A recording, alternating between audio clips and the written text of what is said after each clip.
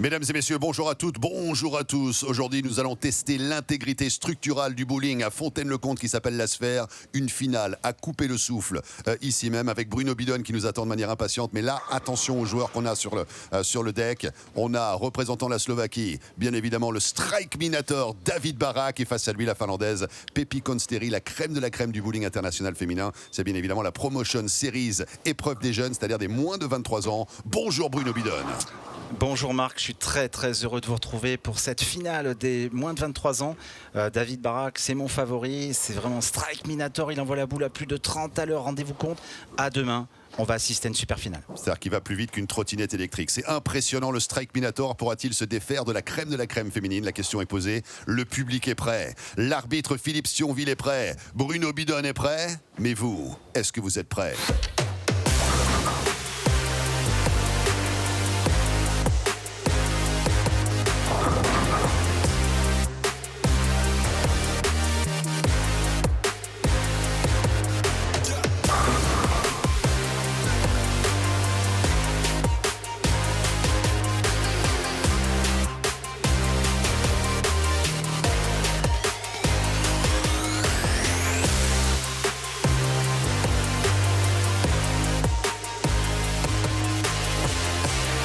Nous avons bien évidemment noté les pronostics et les prédictions de Bruno Bidon, l'organisateur de la Bowling Promotion Tour. Et c'est vrai qu'il s'est tout de suite logé du côté du strike minator, David Barak. Alors est-ce qu'évidemment le choix est judicieux pour Bruno Bidon? On va le voir. Donc ça veut dire que moi je vais être obligé d'aller du côté de Pepi Konsteri. Bruno, vous me forcez la main systématiquement. Un petit peu. La Finlandaise de 20 ans qui s'est débarrassée en demi-finale d'Arenui Ambiel sur un score de 244 à 220. On rappelle que la joueuse finlandaise dispose de 8 quilles d'avance, puisque c'est évidemment quand on juxtapose un homme et une femme, on donne 8 points de bonus à la femme. Est-ce que c'est une bonne chose d'ailleurs? Alors c'est une question qui fait débat au niveau de la fédération internationale, mais surtout j'ai envie de vous dire vis-à-vis de la fédération professionnelle, parce que vous savez il y a la fédération internationale amateur qui s'appelle IBF et la fédération professionnelle américaine PBA. Donc ces deux institutions ne sont pas d'accord d'ailleurs sur la question. Pepi Konsteri d'ailleurs est une joueuse professionnelle, donc en théorie, moi en tant qu'organisateur je ne devrais pas lui donner ses 8 quilles de bonus, mais comme c'est un tournoi aussi ouvert aux amateurs, on est obligé d'appliquer la règle IBF, Marc. Exactement, merci pour ces précisions. Là, Philippe Sionville. So, good luck, David. Good luck, Pepi. La chance, il dit bonne chance à tous. Est-ce qu'il y a évidemment de la chance sur la planète bowling? C'est une grande question rhétorique quasiment. Alors, pas forcément, Marc, pour répondre à cette question. On est dans les lois de la physique. Le hasard n'existe pas dans ce sport, quasiment pas. Et David Barak, il a que 17 ans, il fait 1m95 je crois. C'est ça, c'est un des rares joueurs que je regarde vers le haut quand j'ai vu. Moi je suis 1m93. C'est un beau bébé. Et la puissance à 17 ans seulement. 30 km/h, vous allez voir comme ça déménage au fond, on est au niveau des quilles. Regardez bien cet impact. Oh, le strike. Il ne laisse rien. Dès la première frame. Il a envie de gagner. On rappelle qu'en demi-finale, tout à l'heure, il a fallu plusieurs frames à Pepi Konsteri, à Arenui Ambiel, de trouver le chemin du strike, alors que là, on y est tout de suite, dès l'ouverture, pas de temps perdu. Barak s'installe en patron dans ce match.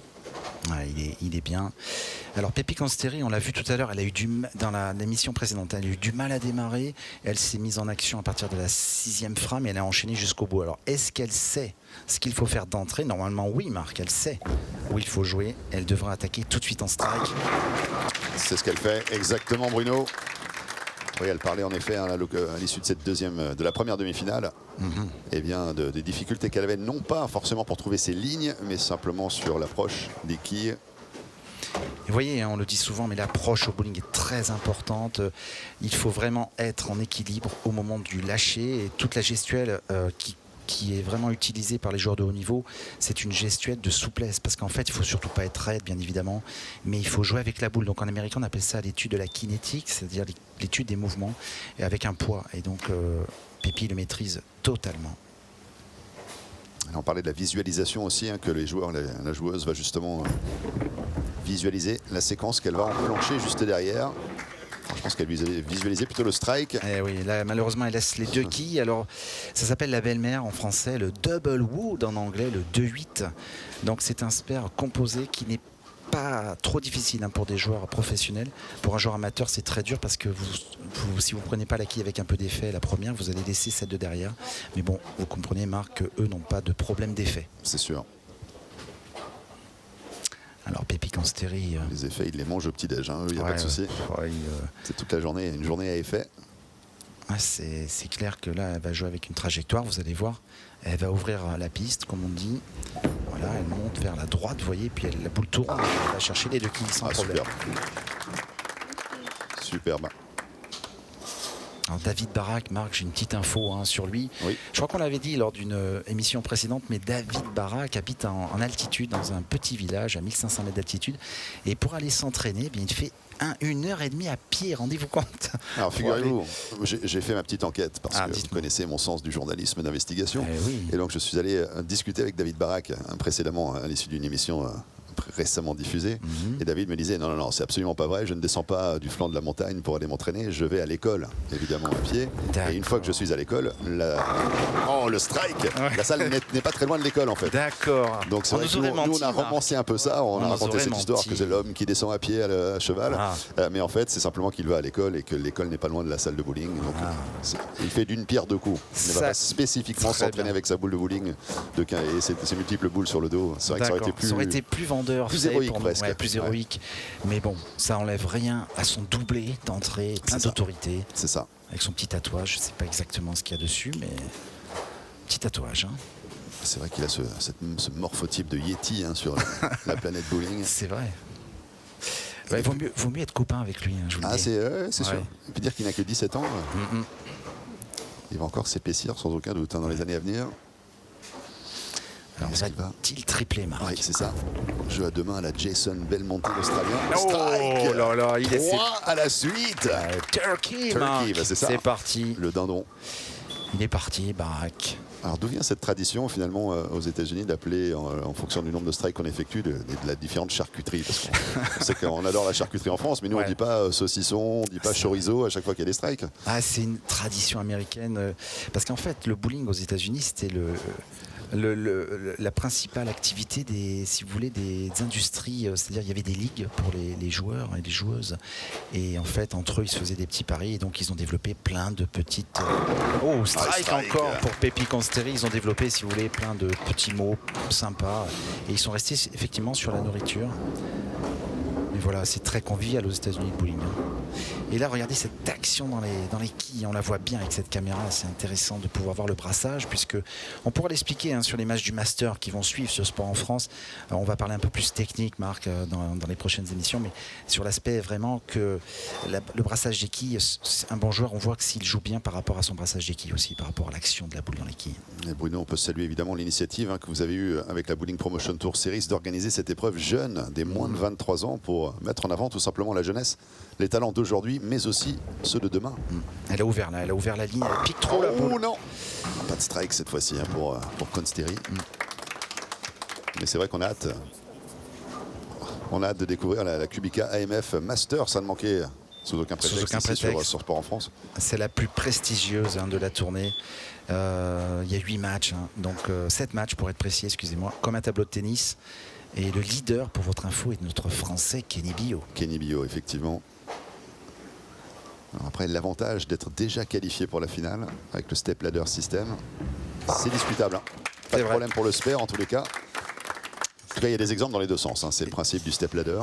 Il y a des finalistes forcément qui vont pouvoir terrasser l'adversité sans aucune difficulté. Et puis d'autres qui vont se faire surprendre parce que quelqu'un qui arrive à se frayer un chemin match après match, certes, va accuser une fatigue cumulée, mais quelquefois peut utiliser cette énergie et la connaissance des pistes à bon escient pour atteindre l'objectif. Et c'est vrai qu'il faut savoir gérer tout ça. C'est-à-dire qu'un bon joueur, un grand champion qui est leader, il sait se préparer pour la finale. Et si vous êtes un outsider, vous êtes directement en finale, ça peut vous déranger. Alors Barak va-t-il créer le 4e strike, le handbone? Elle est belle, elle est belle. Ah, la 10. Le gendarme. Le gendarme des droitiers. Un petit clin d'œil à Bernard Morat, qu'on salue. Champion de France des doublettes en 1966. C'est dire. C'est dire, c'était son expression, et on lui fait un petit coucou à Bernard.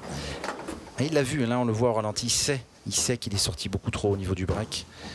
Et il laisse, vous voyez, on a bien vu la quille 6, elle est passée devant la 10, et c'est pour ça qu'il a cette quille. Où il a joué un make-up, c'est dingue, c'est incroyable. Ouais. Vous avez vu un côté, un de côté de l'autre. Superbe effet. Hein. Ils font ce qu'ils veulent, ces jeunes, c'est dingue.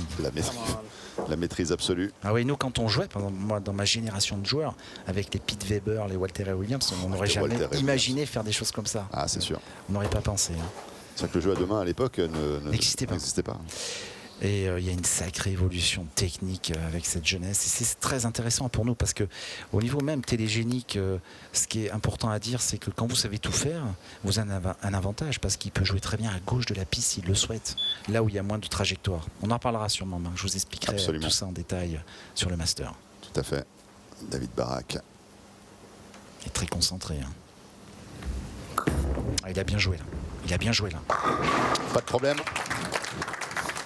Nettoyage complet et total des quilles par le Strike Minator qui continue de sévir sur le bowling La Sphère. Et le Slovaque, hein. Alors c'est la première fois qu'on a cette nation sur le Promotion Tour. La Slovaquie ainsi que la Finlande. À petite précision, on est rendu à 27 nations au total sur cet événement et on est assez heureux hein, d'avoir eu cette chance d'avoir autant de pays différents. Pépi Consteri, il faut repartir en strike. Ouh là là, il a ouvert trop sa trop ouvert, la conséquence, eh bien, les quilles restent ouvertes aussi avec ce split. Oui. Le 2-10, alors il est jouable hein, pour des joueurs de ce niveau, mais... Donc là, on va chercher la 2. Très fin. Ouais. Très fin. À gauche. Ouais, c'est ça, à gauche, et on va utiliser la 2 pour caramboler la 10. Exactement. Alors c'est bizarre parce que normalement ça se joue avec effet, vous mettez à droite de la piste et elle joue tendue avec une boule de spare. Alors là, il faut être très précis. Hein. Mais elle est précise. Elle est précise. Elle est précise. Oh, elle obtient ce spare magnifique. Oh, je l'ai senti, vous avez vu dès la pause. Et là, je vous l'ai dit. C'est dingue. Ouais, c'est sûr. On voit le respect également. David Barak qui s'est levé pour lui faire un double check. Ouais, ils sont forts. Ah ouais, c'est impressionnant. C'est nickel. On a l'impression que c'est facile. Ben oui, mais ça ne l'est pas. Ça ne l'est pas. D'ailleurs, on doit faire un petit match avec nos techniciens. C'est prévu. Hein. Ah, c'est vrai. En 2026. En 2026. Allez, Pépi Consteri, blague mise à part, c'est serré quand même ce match. Il y a 10 quilles d'avance à peu près pour David Barak. Pépi Consteri, ça serait bien de repartir en strike. Ah, il reste la 10. La 10. Elle a du mal sur cette finale. Elle a eu du mal sur la demi-finale jusqu'à la 5e frame, je crois, et ensuite elle a fini en strike. Bon, là, on a passé le cap de la mi-course. Il faudrait s'y mettre, hein, Pépi, parce qu'avec Strike Minator en face, il a déjà 4 strikes sur 5 possibles, donc il a la main chaude. Et la Finlandaise, malheureusement, elle est en retard. Oh, elle a failli la rater en plus. Vous me direz, réussir 2-10 au spare et rater la 10, là, ça serait quand même exceptionnel. Ouais. Elle a rigolé, parce que regardez, elle a effleuré cette quille. Mais bon, ça compte, elle est tombée. Un spare. Mais David Barak, lui, il n'a pas l'intention de s'arrêter là, j'ai l'impression. Triple X, spare et X sur les 5 premières frames pour David Barak à 109 points. 6e frame, on se rapproche évidemment du money time. Alors David Barak, bien évidemment, là, vous voyez, là c'est là qu'on voit la visualisation. Il visualise le break. Il est dans la ligne de jeu. La boule part, il a décidé de la jouer à tel endroit et ça finit tout seul. Et voilà. Ah, elle va avoir du mal avec David aujourd'hui, hein, parce que je vois pas, il n'a pas l'air décidé à faire des erreurs. Hein. Tout est dans la boîte, Marc. Ah, quelle technique, quelle fluidité, quelle rapidité dans l'exécution, c'est incroyable. Franchement, c'est beau à voir. Voilà, ce séquençage est impressionnant aussi. Hein. Il a mis de la poudre sur la boule. Beaucoup de poudre. Il faudrait faire l'aspirateur, hein, David Barak. Presque autant que vous et le fond de teint. C'est vrai, je mets du fond de teint. Non. Mais c'est vrai que... Visualisation. Ouais, visualisation. Et Steve Reich derrière. Je vais vous dire s'il fait strike à la pause. Je vais vous le dire. Oui ou non? Oui. Okay. Oui. Ah, je me suis trompé, Marc. Je me suis trompé. Moi, je ne vais pas vous faire confiance pour choisir les chiffres du loto. Hein. Dommage. Ah, c'est la première fois, je crois, sur cette série. Non, c'est pas la première fois que vous ratez. La première fois seulement. Vous êtes... Votre modestie vous précède. Non, mais... Je ne me trompe jamais. Erreur pour moi. Allez David. Faut le spare. Spare, pas de problème. Faut le spare. Hein. Oui. Spare. Et il enchaîne. Il est à 156 points là pour le moment. Et puis un petit peu de jeu, le jeu d'intox entre la joueuse et le joueur avant ce match, hein, puisqu'il y avait ce jeu de non, c'est elle qui aura peur de moi, non, c'est lui qui aura peur de moi. Bah, on s'est renvoyé un petit peu les pics. Hein. Elle n'est pas impressionnée, Pepi Consteri. Alors va-t-elle faire un petit strike sur cette frame numéro 7? Et puis c'est élégant également d'entendre les propos d'Arénuit en bielle, qui parlait justement de cette expérience qu'il avait. Le strike! Et qu'on pouvait progresser comme ça continuellement et forcément d'être exposé à des finales télé à de multiples reprises, ça permet de prendre des petites informations, des détails. Exact, ça, c'est vrai. Ce qui est incroyable, c'est ce qu'il disait quasiment à la fin, c'est je vais prendre tout ça et maintenant je vais repartir à l'entraînement pour continuer à progresser, m'améliorer et viser quelque chose d'encore plus important à l'avenir. Wow, tout de suite, il faut se concentrer sur quels enseignements on peut tirer, comment s'améliorer et aller plus loin encore. Et là, elle a fait un strike très étonnant, hein, Pepi Consteri, avec cette qui est tombée vraiment d'une drôle de façon. D'ailleurs, elle a dit une petite expression en finlandais. Bloqué sur la 6. Elle a peut-être dit que les quilles sont bloqués sur la 6. Oui, l'arbitre est là. Alors, Philippe Sionville, effectivement, intervient. C'est normal, ça fait partie du décor, on va dire.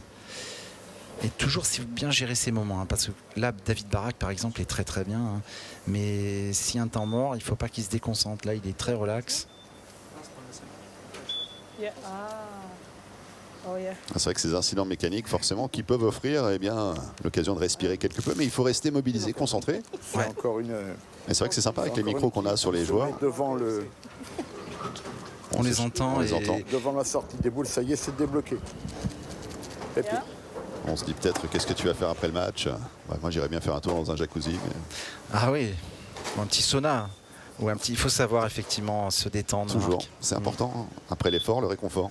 Bah oui, bien joué Marc. Mais c'est vrai que Pepi Consteri, vous savez, en Finlande, ça fait partie du jeu, les saunas. Oui, c'est vrai. Il y a la culture de la relaxation. Alors Pepi, il va falloir qu'elle double là. Hein. Il va falloir qu'elle enchaîne.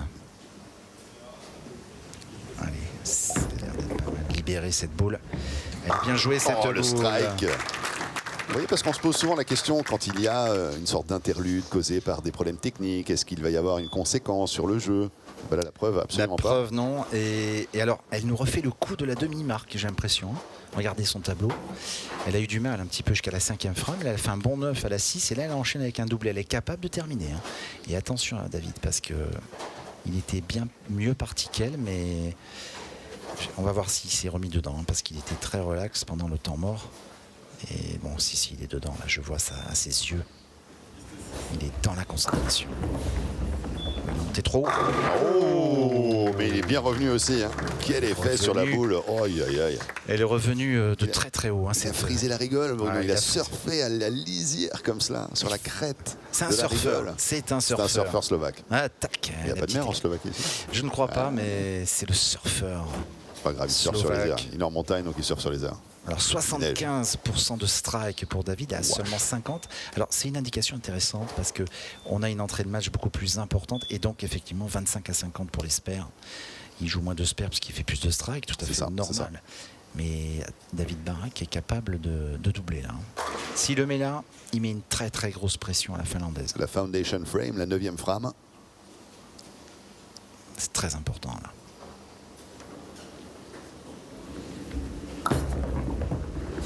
Pas mal. Qui reste debout.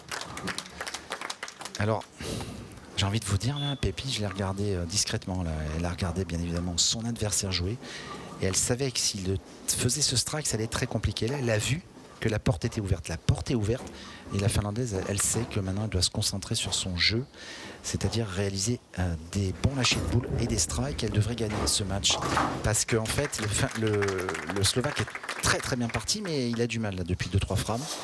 Et elle va peut-être nous faire le coup de la demi, terminer en strike pour gagner ce titre des mains 23. Alors, je m'avance peut-être un peu, mais le scénario pour le moment établi serait celui-ci. On va la suivre, Pepi Consteri, qui a toujours un kit rempli d'éventails, hein, Bruno, c'est vrai. Il est capable de sortir plusieurs accessoires comme ça pour ses phases de récupération. parce que c'est son adversaire qui joue. Est-ce qu'il y a un strike ici? Ah, la 10. Oh, elle est tombée. Elle est tombée, incroyable. Messager. C'est ça, le messager est arrivé. Ah, j'adore cette expression, le messager. C'est très poétique, le bowling. C'est sûr. C'est-à-dire que c'est le messager de Dieu qui arrive. Regardez la qui tape le kickback. Elle roule. Regardez comme elle roule. Voilà, jusqu'au bout. Et elle y va. Et hop là. Ah, c'est ça. C'est fini. Alors là, c'est beaucoup plus élégant que le livreur qui sonne à votre porte. J'ai un colis pour vous. C'est sûr que là, le messager. Ah oui, c'est pas le même. Wesh. Surtout avec la petite lettre recommandée, c'est pas la même chose. Là, vous avez vu la quille qui cognait comme ça? Oui. Peut-être la première pour aller chercher cette quille qui restait debout. C'est vraiment, les lois de la physique sont impressionnantes des fois. Impressionnantes. Allez, Pépi. Allez, Pépi, il faut le mettre pour mettre la pression slovaque, il faut le mettre. Allez, ça y est, le strike. Oh là là, elle nous refait le coup de la demi, Marc. Je vous l'avais dit. Peut-être je me trompe pas sur ce coup-là, mais je le savais, je l'ai vu. J'ai vu là quand elle était sur sa chaise, quand le Slovaque a raté le strike, elle s'est dit c'est bon là, je vais y aller, je vais aller l'achever. Je vais aller jusqu'au bout. C'est lui qui doit avoir peur de moi. Souvenez-vous, la déclaration. Elle se parle beaucoup, avec son petit maillot tournesol. Le maillot Sunflower. Y a-t-il des tournesols en Finlande, Marc? Ah, alors là, écoutez. Question à laquelle je n'ai pas la réponse. Mais si vous l'avez, vous qui êtes chez vous, n'hésitez pas à nous le dire dans les commentaires. Oh, elle est bien jouée. Oh, elle est bien jouée. Ah, le strike. Oh là là. Sur cette 10e frame. Oh, c'est un match à une quille. Alors, si je dis pas de bêtises, score max de David Barak, 236. Score max de Pépi Concery, 237. Ça veut dire que si elle fait strike, le match est dans la boîte. Plus les Yuki de bonus, elle a gagné. Donc ça veut dire que là, si je rajoute les... elle a gagné. Il faudrait qu'elle fasse juste 1 pour gagner le match. Enfin 2. Il faut qu'elle fasse 2. Avec le bonus, elle a gagné. Oh, quelle championne. C'est dingue. Ouais, c'est dans la boîte. Oh, ça y est, triple X sur la 10e frame. Super. 245 avec le handicap. Super. Et quelle démonstration. Elle avait fait 244 en demi-finale, 245 sur la finale. Waouh. Ouais, c'est voilà, Pépi Concery dans toute sa splendeur. Elle a joué le match à fond et bon, faut quand même dire qu'au niveau mental, c'est quand même du lourd hein, parce qu'elle était une nouvelle fois mal partie. Elle a enchaîné en strike. Elle en a réalisé 6 marques. Et sur le match précédent, je crois que c'était 6 aussi. Ah, sympa ce le strike. Minator réalise un strike également, mais c'est vrai que ça sera trop peu, trop tard malheureusement. Il a le sourire, strike Minator. Regardez ce brassage. J'ai jamais vu un brassage comme ça, si on le revoit. J'ai les points vus, mais c'était un strike. Allez. David Barak va terminer ce match.